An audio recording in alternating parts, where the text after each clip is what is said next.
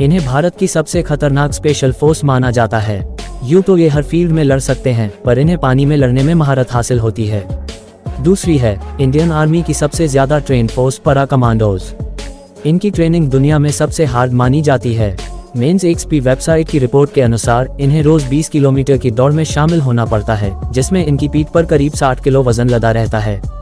तीसरी फोर्स है 2000 कमांडो वाली गरुड़ कमांडो फोर्स।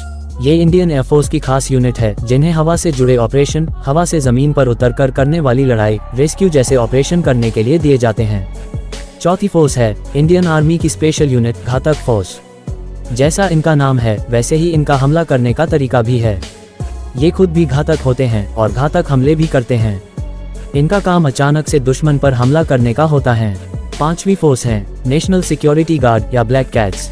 साल 1986 में एनएसजी नेशनल सिक्योरिटी गार्ड यानी ब्लैक कैट कमांडोज की इस टुकड़ी का गठन हुआ था।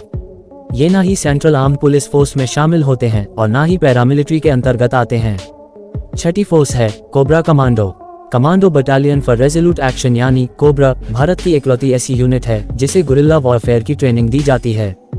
ये देश में मौजूद नक्सलियों से लड़ने का काम करते हैं। ये यूनिट सीआरपीएफ का हिस्सा है। सातवीं फोर्स है स्पेशल फ्रंटियर फोर्स।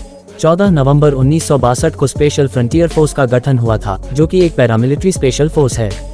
ये आतंकवादियों से लड़ने में, बंदियों को छुड़ाने में, कोवर्ट ऑपरेशन करने में एक्सपर्ट होते हैं। ये रॉ के साथ मिलकर काम करते हैं। 8वें नंबर पर है फोर्स 1। 26 नवंबर को मुंबई में हुए आतंकवादी हमलों के बाद मुंबई पुलिस ने अपनी खास टुकड़ी का गठन किया, जो किसी भी तरह से अन्य आर्म्ड फोर्सेस से कम नहीं थी। इसका नाम रखा गया फोर्स 1।